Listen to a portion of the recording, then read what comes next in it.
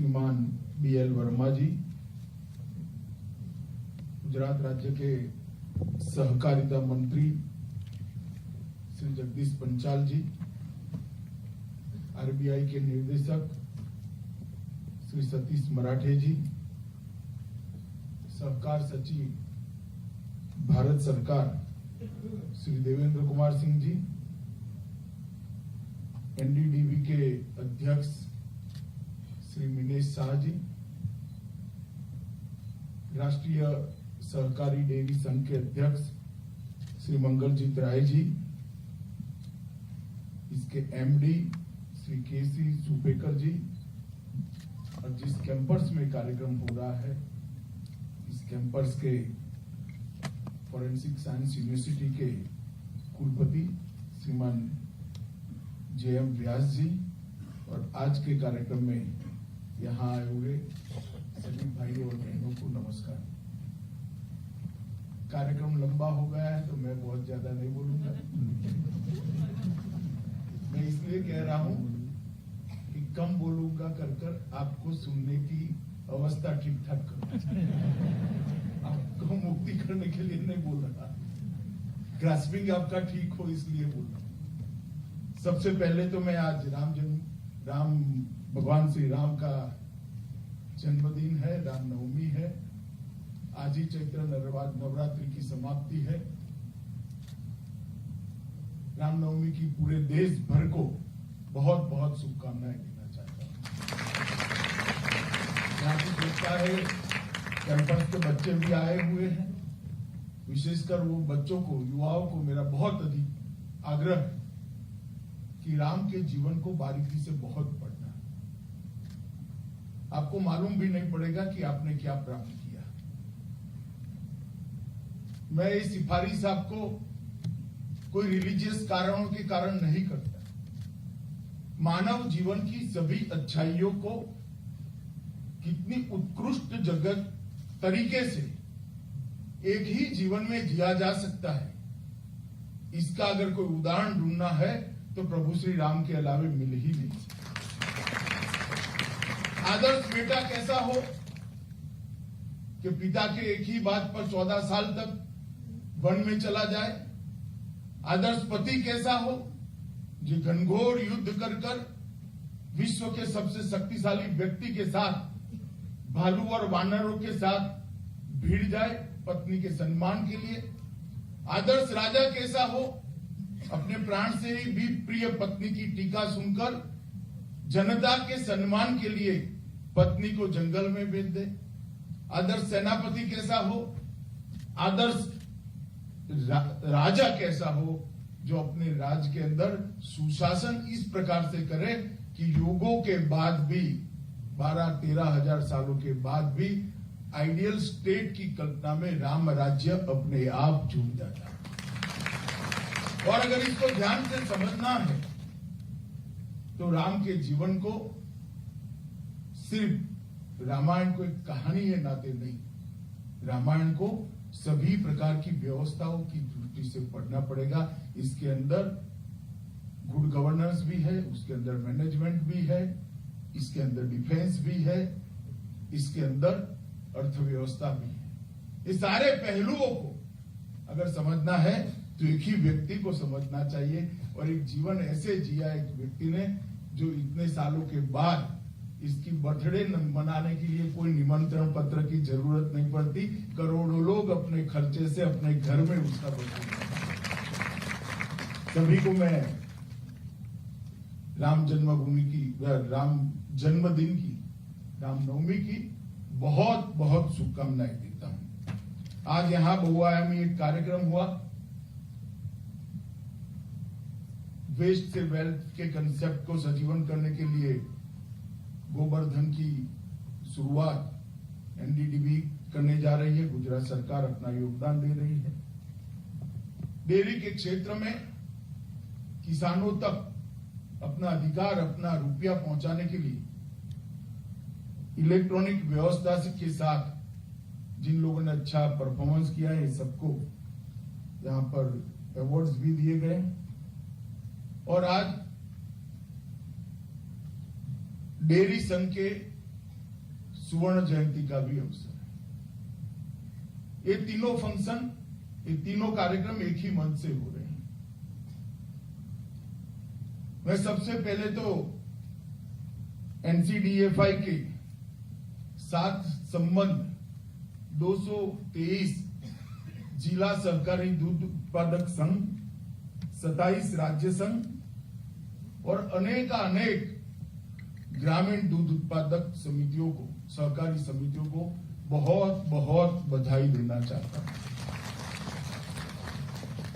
ये कोऑपरेटिव आंदोलन ने न केवल दूध के क्षेत्र के अंदर भारत को आत्मनिर्भर किया, भारत की आने वाली पीढ़ियों को पोषण युक्त बनाकर न्यूट्रिशन का सबसे बड़ा प्रॉब्लम सॉल्व करने में अगर किसी का योगदान है तो सहकारिता आंदोलन का और दुग्ध उत्पादन समितियों का। हम कल्पना ही नहीं कर सकते अगर एनसीडीएफआई न होता, अगर त्रिभुवन दास पटेल के नेतृत्व में अमूल की शुरुआत न हुई होती, ये कोऑपरेटिव दूध के क्षेत्र में किस प्रकार से देश के आर्थिक ताकत बनकर उभर सकता है, इसकी कल्पना सरदार पटेल, मोरारजी देसाई और त्रिभुवन दास ने न करी होती तो आज न्यूट्रिशन के मामले में हम कहां होते, इसकी कल्पना करते ही एक भयावह चित्र हमारे सामने खड़ा होता। देखिए, दूध के क्षेत्र में कोई प्रॉब्लम नहीं है, दलहन और तिलहन में आज भी प्रॉब्लम है, क्योंकि यहां पर कोऑपरेटिव स्ट्रक्चर मजबूत होकर अनेक राज्यों के अंदर अपना काम अच्छे से किया है और इसके अंदर एनसीडीएफआई की भी बहुत बड़ी भूमिका है। एक अम्ब्रेला ऑर्गेनाइजेशन के जिसके तहत सभी राज्यों के दूध संघ काम करते हैं, जिला संघ काम करते हैं और अंततोगत्वा ग्राम की सहकारी दूध समिति काम करती है। अभी एक सेमिनार में मैं गया था, वहां एक वाक्य प्रयोग आया तो मैं थोड़ा हंस पड़ा कि दूध का मास प्रोडक्शन। मैंने बोला भैया उल्टा है, दूध का उत्पादन मास प्रोडक्शन नहीं है, प्रोडक्शन बाज मासिस है। बहुत सारे लोगों ने मिलकर बूंद बूंद कर कर ये दूध की धारा दी और इसमें सबसे बड़ा योगदान है तो कोऑपरेटिव क्षेत्र का है। आज एनसीडीएफआई ने, हालांकि कोई भी संस्था 50 साल की जब होती है तो ऐसा कहते हैं कि वो कालबाह्य हो जाती है, क्योंकि समय बदलता है, संस्था जस की तस चलती है और धीरे धीरे धीरे समय उसको बिन उपयोगी बना देता है। तो सुवर्ण जयंती एक सभी अच्छे कामों को याद कर कर गौरव महसूस करने का समय तो है ही, परंतु आज के समय में कितना परिवर्तन करना पड़ेगा उसका भी समय होता है। अगर ये आत्मचिंतन नहीं होता है तो संस्थाएं अपने आप को इरेलीवेंट कर देती, वो संस्थाएं कालबाह्य हो जाती है, क्योंकि समय परिवर्तनशील है। संस्थाएं संविधान से चलती है, संविधान समय के साथ मेल नहीं खाता है, तो संस्थाओं को परिवर्तन करने के लिए भी मैं मानता हूं कि सुवर्ण जयंती से ज्यादा अच्छा मौका नहीं होना है। और अब समय आ गया है कि दूध के क्षेत्र में हम दुनिया में सबसे बड़े उत्पादक बनने से संतोष करने का समय नहीं है। अभी भी मैं देखता हूं देश के नक्शे को, ढेर सारे क्षेत्रों के अंदर जहां पानी की उपलब्धता बहुत अच्छी है, जहां उपजाऊ भूमि है, वहां पर उसका कंट्रीब्यूशन देश के टोटल दूध उत्पादन के लिए नहीं है। सोडी साहब मेरे साथ चिंता से देख रहे हैं कि सब करने लगे तो अमूल का क्या होगा। अरे पूरी दुनिया पड़ी है, सोडी साहब क्यों चिंता कर रहे हैं। उत्तर प्रदेश, मध्य प्रदेश, झारखंड, अभी भी बिहार बहुत सारी संभावनाओं का दोहन करना बाकी है। वहां छोटे छोटे प्रॉब्लम्स हमारा रास्ता रोककर खड़े। अभी मैं थोड़ा जल्दी आ गया था, हमारे साथियों के साथ चर्चा करता था। उत्तर प्रदेश की बात निकली तो गुजरात में 19,000 कोऑपरेटिव सोसाइटी है, उसमें से 18,000 कार्यरत है। उत्तर प्रदेश के अंदर 16,000 और कार्यरत की संख्या तो इससे भी कम है, 7,000। उत्तर प्रदेश जैसा बड़ा राज्य किसी देश के जितना दूध उत्पादन कर सकता है, वहां सारी संभावनाओं को, सारी पॉसिबिलिटीज को एक्सप्लोर करना बाकी है। संभावनाओं का दोहन की प्रचुर मात्रा में पॉसिबिलिटी पड़ी है और इसको हमने एक्सप्लोर करना है। और मैं आज राष्ट्रीय डेयरी का जो संघ है NCDFI को कहकर जाना चाहता हूं कि आप ये पूरी संभावनाओं का दोहन हो, इसके लिए आपके फेडरेशन ने काम करना चाहिए, संघ ने काम करना चाहिए। और एक एक राज्य के बीच में कठिनाई क्या है, मैं एक ऐसा व्यक्ति हूं जिसके पास बहुत समय होता है, आप मेरे पास जरूर आइए, आपके लिए पूरा समय।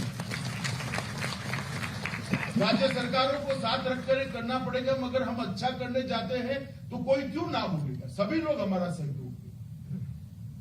अगर एक मिल्क कोऑपरेटिव बन गई है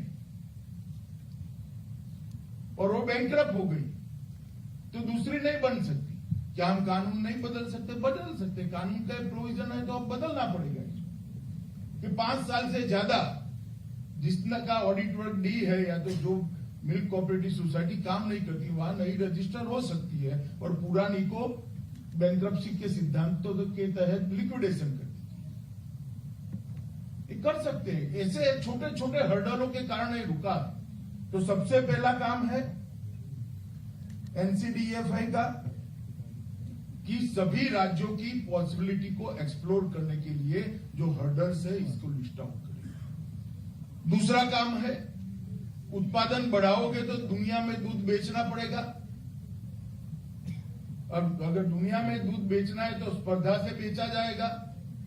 अभी तो हमने इंपोर्ट को रोक कर रखा है, इसलिए आप कितने भी दाम बढ़ाओ कोई बोलने वाला नहीं है आपको। मगर जब दुनिया के बाजार में जाओगे तो स्पर्धा होगी, तो दूध के उत्पादन को भी, इसकी कॉस्ट को भी नीचे लाने के लिए काम करना पड़ेगा। और इसमें मुझे लगता है नस्ल सुधार, इस पर बहुत काम करने की जरूरत है। हालांकि हो रहा है काम, परंतु अभी भी बहुत काम करने की जरूरत है। गोबर का उपयोग और उससे एडिशनल इनकम कैसे हो, प्रधानमंत्री जी ने गोवर्धन की बात कही है, मैं बाद में इस पर बात करूंगा। तो गोबर के उपयोग को बढ़ाना, अच्छी नस्ल के पशुओं के बारे में काम करना, प्रोसेसिंग कॉस्ट को नीचे लाना, धीरे धीरे कोऑपरेटिव दूध उत्पादक संघों की स्थिति सरकारी संस्थानों जैसी नहीं होनी चाहिए। इन्होंने विश्व के तुलना में अपनी प्रोसेसिंग कॉस्ट कितनी है और कितनी नीचे ला सकता है, इसका बहुत सजगता के साथ आत्मचिंतन करना चाहिए, इसका रिव्यू करना चाहिए और प्रोसेसिंग कॉस्ट को भी नीचे लानी और पशुओं के पोषणक्षम आहार की कीमत को भी नीचे लाना पड़ेगा। अगर ये 4 चीजें हम करते हैं तो दूध के उत्पादन की कॉस्ट को हमें नीचे लाना चाहिए और एक्सपोर्ट के लक्ष्यांकों को ऊंचा कर दुनिया भर में भारत के दूध और दूध की बनावट, दूध की प्रोडक्ट्स चली जाए, इसके लिए हमने तैयारी अभी से करनी चाहिए। क्योंकि दूध उत्पादन जब बढ़ेगा तो कहां बेचेंगे उसको? बड़ा अब बहुत बड़ी जगह नहीं बची है, हम आत्मनिर्भर हो चुके हैं दूध के उत्पादन में, मगर दूध उत्पादन बढ़ने की बहुत संभावना है। तो दुनिया में अगर उसको बेचना है तो ये 4 क्षेत्रों से हमने कॉस्ट नीचे लाने का प्रयास करना चाहिए। इसके साथ साथ किसानों को डेयरी के माध्यम से ही मधुमक्खी पालन में जोड़ सकते हैं क्या? प्राकृतिक खाद के उत्पादन में जोड़ सकते हैं क्या? इस प्रकार के आनुषंगिक इनकम बढ़ाने के लिए भी मुझे लगता है डेयरी संघ, NDDB और विशेषकर अमूल में काम करना चाहिए। अगर ये पूरा संपुट बनाकर किसान की आय को आप मजबूत कर लेते हो तो दूध की कॉस्ट को न भी बढ़ाया आगे बढ़ तो हमें इसका फायदा होगा। और मैं मानता हूं मधुमक्खी मधुमक्खी उत्पादन के लिए बहुत सारी संभावनाएं, विश्व भर में हम यहां से बहुत अच्छा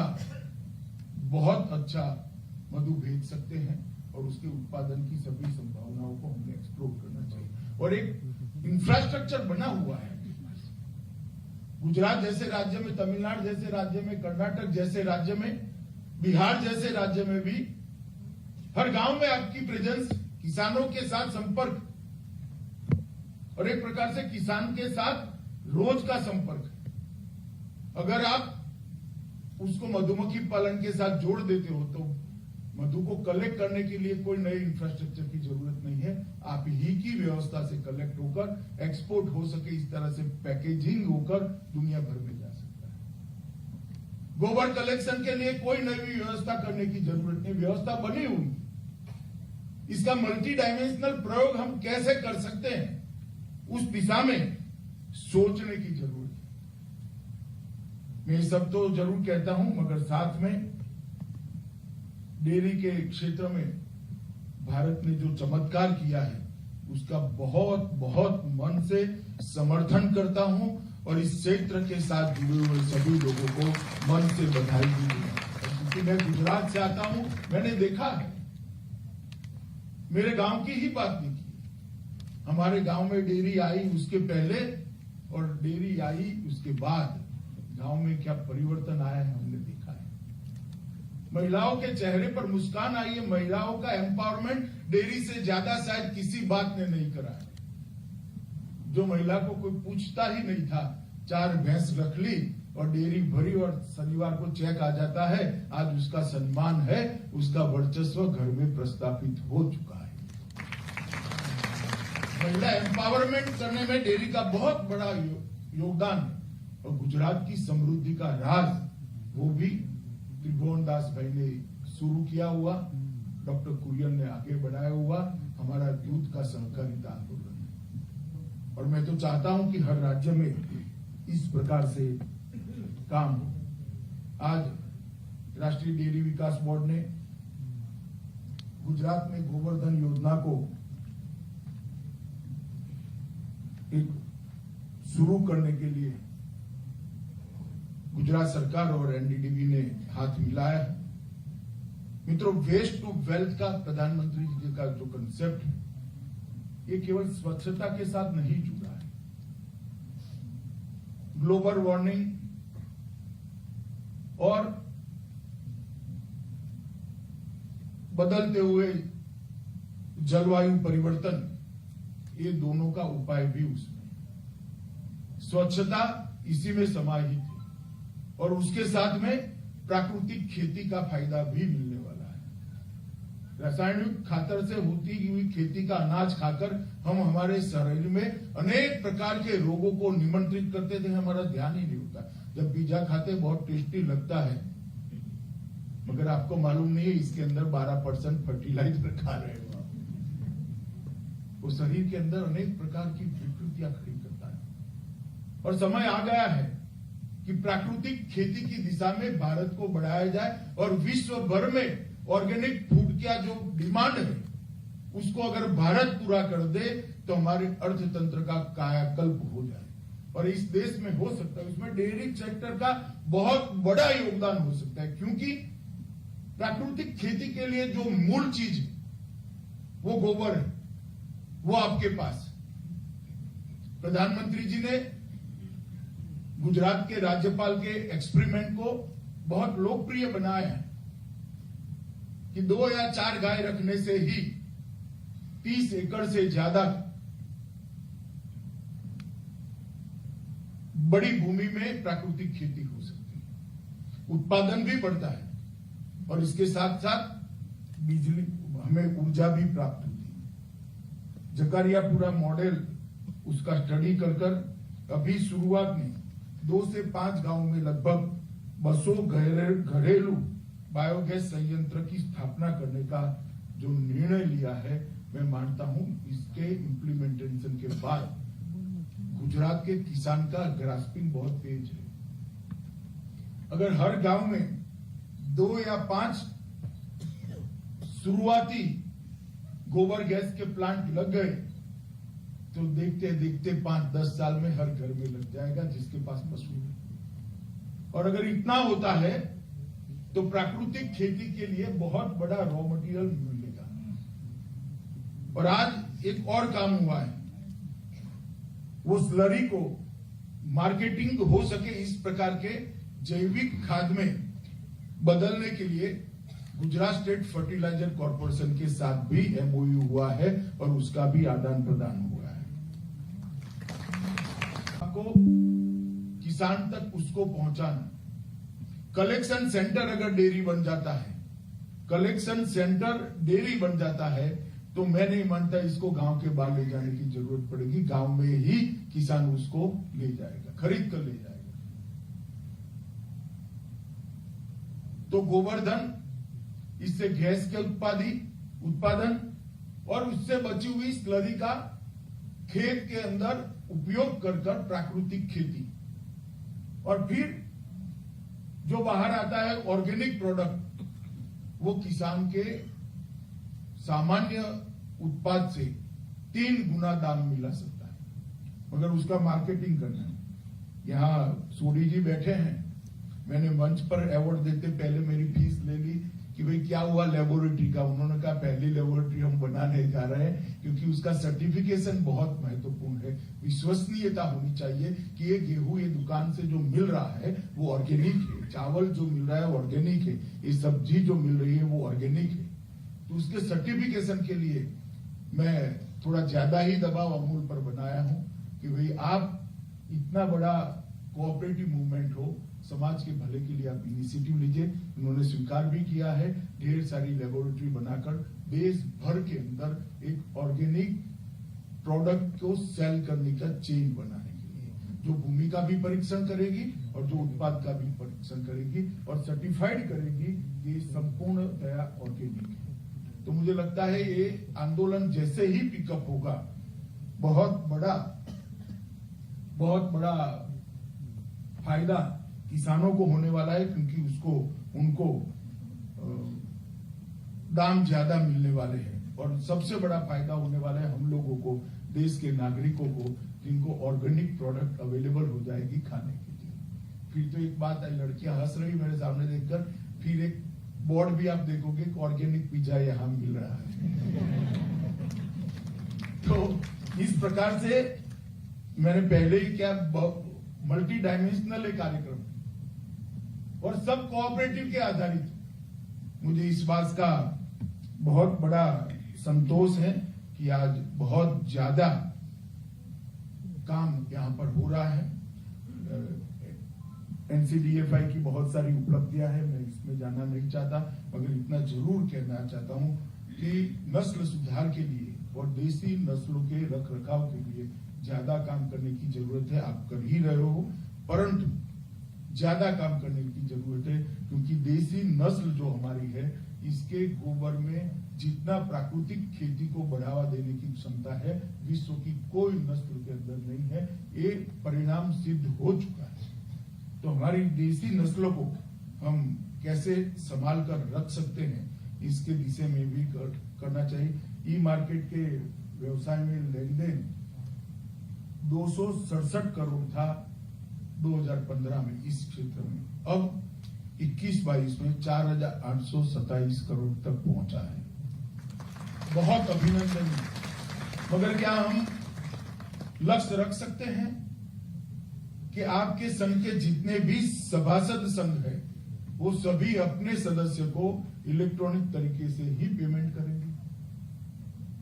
अगर ये कर देते हैं तो बहुत बड़ी क्रांति होगी। उसके बैंक अकाउंट में ऑटोमेटिक पैसा ट्रांसफर हो जाएगा, कोई शोषण भी नहीं होगा और कोई घपला होने का संभावना भी बहुत कम हो जाएगा। मित्रों, एक और बात के लिए दूध उत्पाद करने वाले सहकारी संघों को मैं बधाई देना चाहता हूं कि कोविड-19 के दौरान जब लॉकडाउन चलता था, तब मुझे सबसे बड़ी चिंता थी दूध की सप्लाई चेन हमारी बिखर न जाए।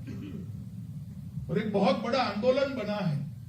एक किसान अगर दूध उत्पाद करता है और वो दूध कलेक्ट नहीं होता है, तो उसकी स्थिति क्या होती है हम कल्पना नहीं कर सकते। मैं उस वक्त शुरू में चिंतित होकर रोज सोडी जी को फोन करता था, कलेक्शन कितना हुआ, डिस्ट्रीब्यूशन कितना होगा, मगर 10-15 दिन के बाद मैंने पूछना छोड़ दिया, क्योंकि सब कुछ बहुत अच्छे से चल रहा है।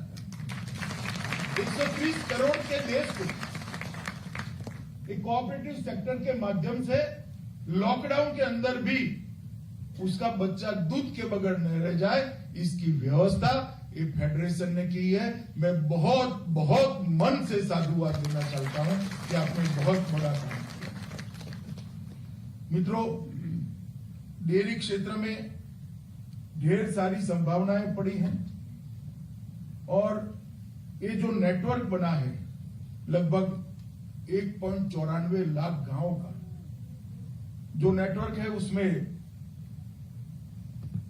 27 राज्य दूध संघ है, 223 जिला दूध संघ है, 1,94,94 गांव की दूध उत्पादन समितियां हैं और 1.94 लाख गांवों के किसान इसके साथ जुड़े हैं और लगभग 17 करोड़ से ज्यादा किसान हर रोज अपना दूध एक कोऑपरेटिव को भेजते हैं और 2021 में 65,000 करोड़ का भुगतान इस संघों के माध्यम से किसानों को हुआ है। 65 करोड़।